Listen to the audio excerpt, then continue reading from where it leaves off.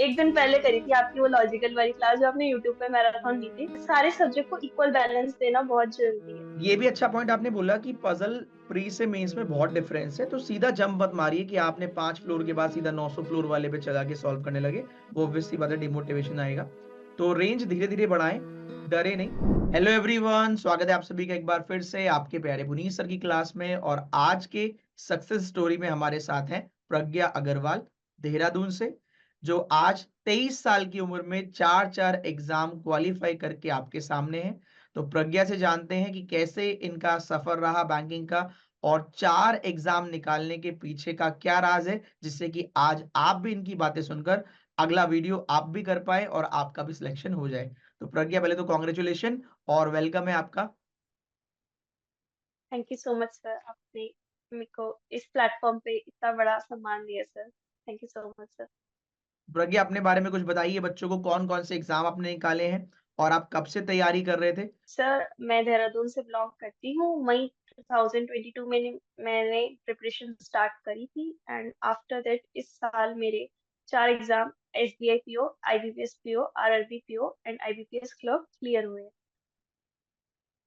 यस4 exam sir. निकले। अब ये 4 एग्जाम की जर्नी थी, 2022 से आप तैयारी कर रहे हो, तो कुछ फेलियर्स भी यस देखने सर। पड़े 2022 में। यस सर, फर्स्ट अटेम्प्ट में फर्स्टली तो प्रीलिम्स ही क्लियर नहीं हुए थे RRB के। बाद में फर्स्ट टाइम प्रीलिम्स IBPS के क्लियर हुए थे। बट SBI में मैं पिछले साल एज की वजह से कोई मैं फॉर्म फिल नहीं कर पाई थी, एलिजिबिलिटी नहीं थी। बाकी ये था कि मेंस तक मैं गई थी अपने फर्स्ट अटेम्प्ट में, बट नहीं कर पाई इतना अच्छा परफॉर्म।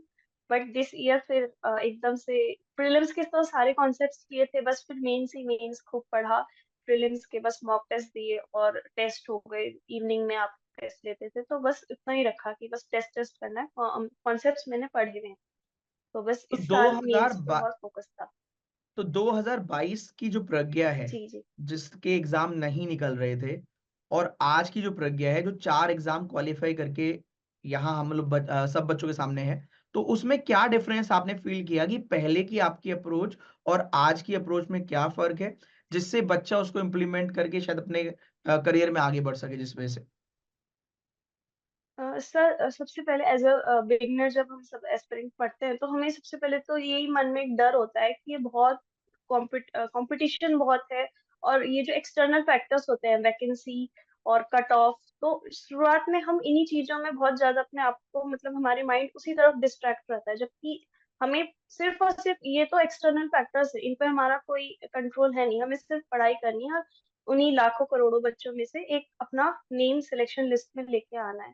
तो बिगनर जर्नी तो सर इसी तरह के डाउट से भरी हुई थी और ये कॉन्फिडेंस नहीं था, और एग्जाम को बहुत बड़ा कि जैसे मतलब कुछ बहुत ही बड़ा है, इतना टफ समझ के चलते थे। बट दूसरे अटेम्प्ट में मैंने कहीं ना कहीं रियलाइज करा कि हम जिसको जितना बड़ा समझेंगे वो चीज उतना ही हम पे ओवर पावर होगी। हमको चीजों को यही समझ के चलना है, क्या ही होगा, ज्यादा से ज्यादा थर्ड अटेम्प्ट में दे देंगे। बट डरना नहीं है। मेन चीज ये है कि पहले जो था कि लैक ऑफ कॉन्फिडेंस और डर था, बट इस बार कॉन्फिडेंस, क्योंकि इतना तो था कि अगर पहले अटेम्प्ट में प्री निकल गए, जब प्रीलिम्स तक मैं पहुंच चुकी हूँ, मेंस में पेपर दे रही हूँ, तो अब मुझे थोड़ा सा कॉन्फिडेंस और रखना चाहिए। मतलब स्टार्टिंग के फेज में अगर एक बच्चे को कोई प्री निकल जा रहा है तो उसे समझ जाना चाहिए कि अब आप रेडी हो मेंस के लिए। और वही कई अक्सर क्या करते हैं स्टूडेंट, सेम सिलेबस दोबारा से शुरुआत बिल्कुल जीरो से स्टार्ट करेंगे, जबकि वो चीज बिल्कुल गलत है। हमने जहाँ छोड़ा था हमें वहीं से शुरू करना है। हाँ, अगर हमारे कॉन्सेप्ट्स बिल्कुल बकवास है तब तो है भी कि हमें चैप्टर 1 से रीस्टार्ट करना है।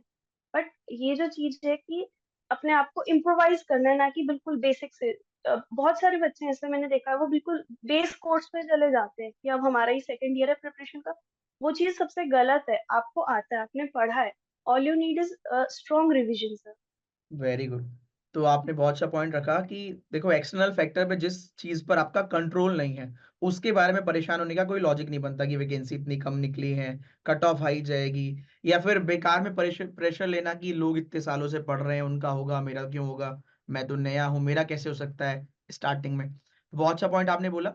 दूसरा, ये भी बहुत हमेशा मैं भी यही गाइड करता हूँ कि बच्चा जब फेल हो जाता है तो वापस जीरो से शुरू करता है, जबकि आपको जीरो से स्टार्ट जी नहीं करना है। जहां पर आप हैं उन्हीं चीजों को आगे लेकर बढ़ना है, फेल होने का मतलब ये नहीं है कि आप बिल्कुल ही खराब है, आपको कुछ नहीं आता आता। फेल आप इस वजह से हो सकते हैं कि आप मेरिट में नहीं आ पाए। आपकी परफॉर्मेंस उतनी अच्छी नहीं थी जितना बाकी लोगों की अच्छी थी। तो वेरी गुड, मुझे लगता है आपकी इस बात से बहुत सारे बच्चे एग्री करेंगे। और जो ये गलती दोहराते हैं ना बार-बार कि फेल हो गए तो फिर 0 पे जा रहे हैं, फेल हो गए तो फिर 0 पे जा रहे हैं, शायद इस बार ये गलती बाकी बच्चे भी ना करें। और प्रज्ञा, और बताइए कि आपने सबसे पहले रीजनिंग का मुझे बताइए, रीजनिंग की तैयारी आपने कैसे की?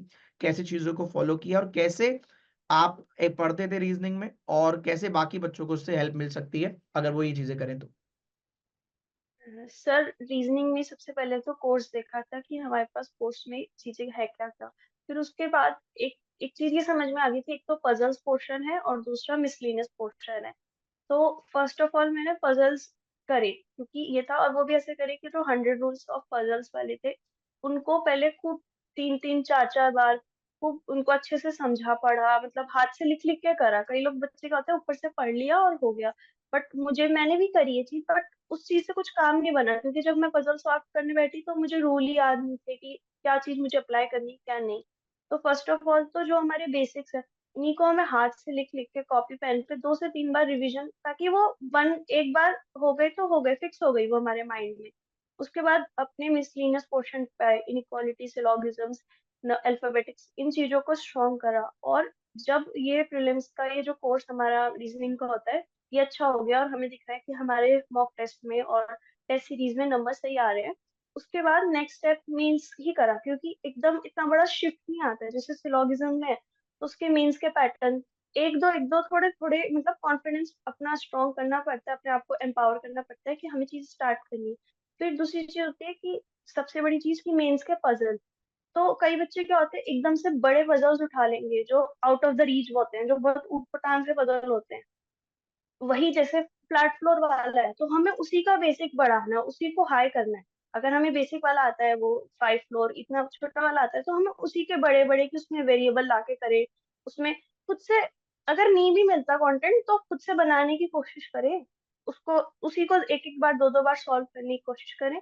तो धीरे धीरे अपना लेवल बढ़ाएं, एकदम से जंप अगर हम हायर चीज पे कर लेंगे वो चीज गलत है। दूसरी चीज मशीन इनपुट, उसको भी बच्चे सोचते हैं कि ये तो सारा आ जाएगा, सब आ जाएगा, जबकि उसके तो हमें पहले कई बार उसके तो रूल्स ही, मतलब मैं तो उससे 2 साल पढ़े तब जा जाके वो एक माउंट होता था, कोई ना कोई हर बार एक नया निकल जाता था। तो उसमें तो ये है कि जितनी आप प्रैक्टिस करोगे वो भी कम है सर। कुछ ना कुछ एक वो 27 वाला होता था सर, मुझसे तो क्या ही बताऊं सर, वो इतना कॉमन था सर, पर वो दिखता ही नहीं था आइस को कि क्या है ये।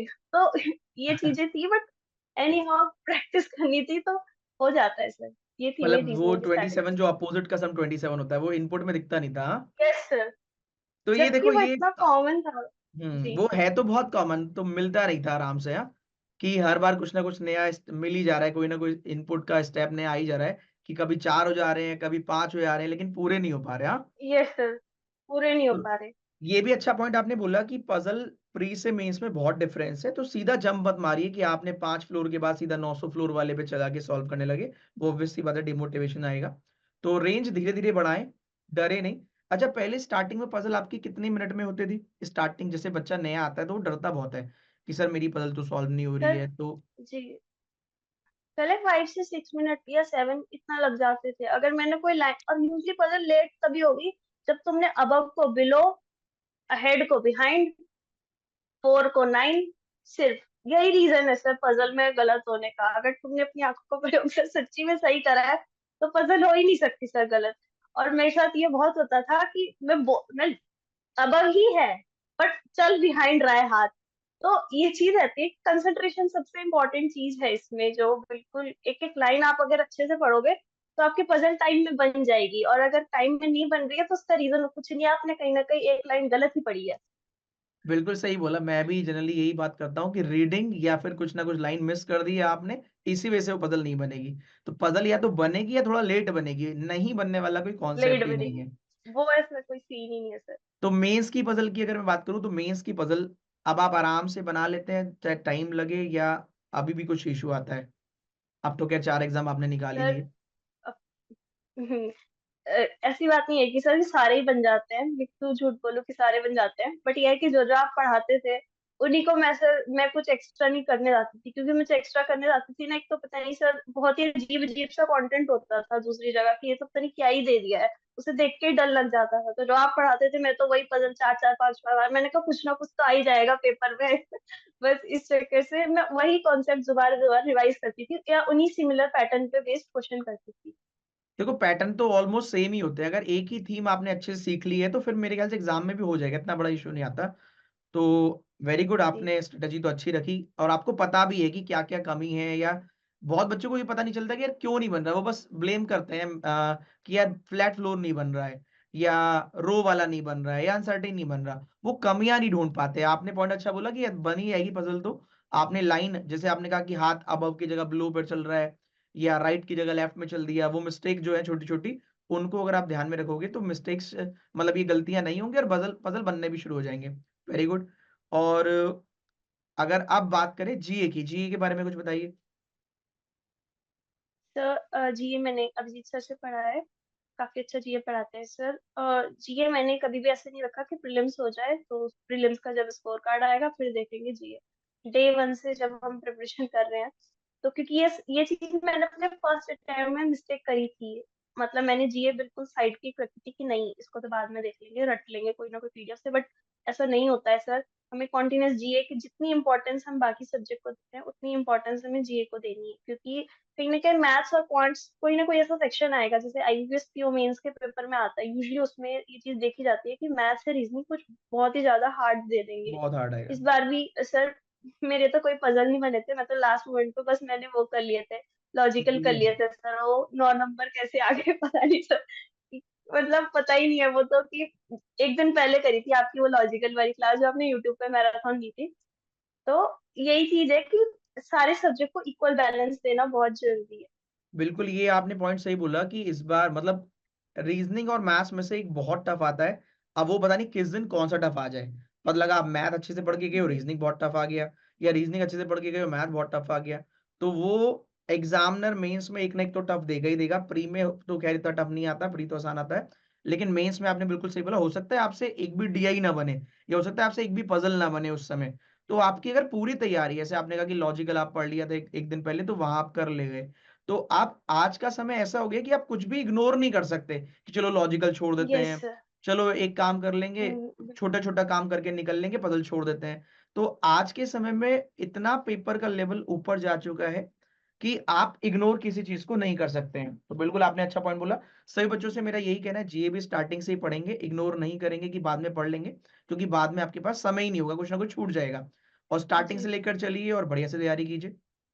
अपनी स्ट्रेटेजी बताइए, मैथ्स में आपने किस तरीके से किया और मैथ्स में बच्चों को क्या ध्यान रखना चाहिए। सर, मैथ्स में तो यही है कि आप अपने सिलेबस को चैप्टर वाइज पहले कंप्लीट करिए, और फिर जो चैप्टर आप करते जा रहे हैं उन्हें भूलिए मत कि अगर हमने परसेंटेज एंड रेशियो कर लिया तो अब हम इसे नहीं करेंगे। उसके रोज 10 से 15 क्वेश्चन अपने कहीं ना कहीं अपने टाइम टेबल में ऐसे फिक्स कीजिए कि हमें वो साइकिल रिपीट करनी है, कहीं ना कहीं छोड़ते हुए नहीं चलना। और मिसलिनियस पोर्शन जो नंबर सीरीज और क्या होता है सर, क्वाड्रेटिक वगैरह, तो डीआई तो ये सब रेगुलर प्रैक्टिस में करनी बहुत जरूरी है, कि मतलब इनके लिए तो मैथ्स और रीजनिंग। इंग्लिश के बारे में भी सर यही है कि कई लोग जैसे सोचते हैं इंग्लिश तो हो ही जाएगी हमारी अच्छी है, हमने तो इंग्लिश हमारे पास हम बोलते ही हैं और कॉमनली पढ़ी है। तो ऐसा नहीं है, इंग्लिश में जो हमारी आरसीज पजल्स, इस सब के लिए खूब प्रैक्टिस चाहिए। कई चीजें हम पजल्स, पहले हमारे कॉन्सेप्ट इतने अच्छे नहीं होते हैं ट्वेल्थ या ग्रेजुएशन में, कि वो कॉन्सेप्ट जो इतने शार्प हो, हमें काफी चीजें पता ही नहीं होती है। जैसे कई चीजें होती हैं, फॉर एग्जांपल इंग्लिश में है कॉमन सी चीज, इंग्लिश टीचर। तो ऐसा कुछ नहीं होता कि इंग्लिश टीचर होता है वो वो एक चीज हो गई कि वो इंग्लैंड के टीचर, मतलब ये जो कॉमन मिस्टेक हम बात करते हुए करते हैं कि ये तो इंग्लिश टीचर है, नहीं वो चीज नहीं है कि the one who teaches English, जबकि ये होना चाहिए। तो नंबर कटवा देती है हमारे। तो इसीलिए इंग्लिश में अपनी ग्रामर स्ट्रॉन्ग करते हुए चलना है, बाकी जो आरसीज हो गए, पजल्स हो गए, इन पे अपनी कमांड रखनी है सर, बहुत एडिटोरियल बढ़िया। पढ़ने हैं। तो मतलब अगर आप ये कहना चाह रहे हो कि इंग्लिश पे जब कमांड होगी तो पैराग्राफ भी आप पढ़ लोगे, चाहे वो पजल के हो चाहे वो डीआई वगैरह के हो, कि आप जल्दी जल्दी थोड़ा पढ़ लोगे, रीडिंग स्किल जी आपकी अच्छी होगी तो। क्योंकि ओवरऑल कहीं ना कहीं अगर आपकी रीडिंग अच्छी है तो वो सब पे जी इम्पैक्ट पड़ेगा ही, चाहे आप जीके के भी क्वेश्चन पढ़ रहे हो तो जल्दी से आप पढ़ लोगे। आप जब री रीड करते हो तो टाइम बिल्कुल। अपने आप बाय डिफॉल्ट आपका बढ़ जाता है बाकी के कंपैरिजन में। प्रज्ञा, कोई ऐसा इंसिडेंट जो आपको मोटिवेट करता हो, कोई भी, या कोई भी ऐसी चीज जो आप शेयर करना चाहो इस जर्नी में सर थोड़ी?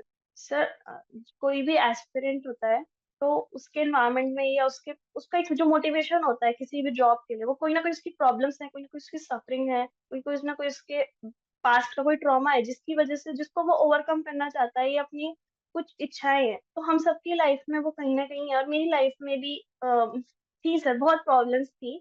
आई may not share this time, but वो सबकी लाइफ में है। बट वही प्रॉब्लम्स ही हमारा मोटिवेशन है। हमें अगर हम उन प्रॉब्लम्स को सच में, वो हमें प्रॉब्लम्स लगती होंगी या हमें वो पेन देती हैं, तो हमें उससे ओवरकम करने के लिए हम पे एक ही चीज है कि पढ़ो। पढ़ाई इतनी जोर की करो कि कैसे नहीं वो प्रॉब्लम हल होती है, या कैसे नहीं हम अपनी प्रॉब्लम्स परेशानियों को खत्म नहीं करते हैं। तो मैं यही सबको कहना चाहूंगी कि आप लोग अगर कोई ना कोई, all you need to keep study, hard work, और सब ठीक हो जाएगा बस एक दिन। मैंने कभी नहीं सोचा था सर कि मेरे चार चार पेपर क्लियर होंगे। मैं तो बस ये थी कि बस क्लर्क की गली निकल जाए, बस ये हो जाए कि मैं इंडिपेंडेंट हो जाऊं, जैसे एक गर्ल के लिए होता है कि एक इंडिपेंडेंस, फाइनेंशियल इंडिपेंडेंस सबसे बहुत बड़ी चीज है सर वो। तो बहुत और बढ़िया। आज मैं चाचा कभी नहीं सोचा था सर मैंने तो। तो जी अब सर। आसान लग रहा है, अब तो नहीं लग रहा ना कि ऐसे कोई हुआ तो नहीं है, ऐसे आपने स्टार्टिंग बोला था लग रहा था पता नहीं क्या है एग्जाम निकालना। अब तो ऐसा नहीं लग रहा ना, अब तो लग रहा है कि हाँ ठीक है, हो जाएगा ढंग से पढ़ेंगे तो। Yes sir. जी। तो प्रज्ञा, बहुत अच्छा लगा आपसे बात करके, और मुझे उम्मीद है मुझे काफी तो लोगों को मोटिवेशन मिलेगा सर आपकी इन बातों से। एक चीज याद है। क्या बेटा, क्या बोल रहे हो? यस सर, तो मैंने पूछा था उस दिन, सैटरडे की दिन था, कि सर अगले दिन भी क्लास होगी, मंडे को पेपर, पता नहीं कैसे था, मतलब था इस तरह से, मुझे एग्जैक्ट डेट याद नहीं है, बट मैंने पूछा था कि सर अगले दिन भी क्लास लोगे, तो आप कमेंट में, मैं बहुत कम आती थी सर लाइव, मेरी स्पीड जब बढ़ गई थी रीजनिंग में तो मैं स्किप कर कर करके आती थी फटाफट फटाफट। अब जो आप लाइव में 2 घंटे आ गए हो और मैं शुरू कर रही हूँ पीछे से, तो वो मेरे को ही रहता था किसी हिसाब से। अब और एक्यूरेसी के साथ पकड़ने की गड़बड़ गड़बड़ कर दी, तो वो एकदम से लगा कि नहीं, आज सर ने मेरा नाम बोला है तो अब तो सच में करके दिखाना और एकदम आपसे बात करनी है। अरे वाह, बहुत बढ़िया, बहुत बढ़िया। आपका नेट ना थोड़ा सा बीच में ब्रेक हुआ, लेकिन फिर भी चीजें समझ में आ रही हैं। और कुछ रह जाएगा तो फिर से वीडियो कर लेंगे, कोई दिक्कत की बात तो नहीं है। और मैं फिर से आपके उज्जवल भविष्य की कामना करता हूँ। Wish you all the very best for our side, और गॉड ब्लेस यू। आप ऐसे ही तरक्की करते रहें, मम्मी पापा का, फैमिली का और अपना नाम रोशन करते रहें। All the very best Pragya. Thank you so much sir, thank you so much.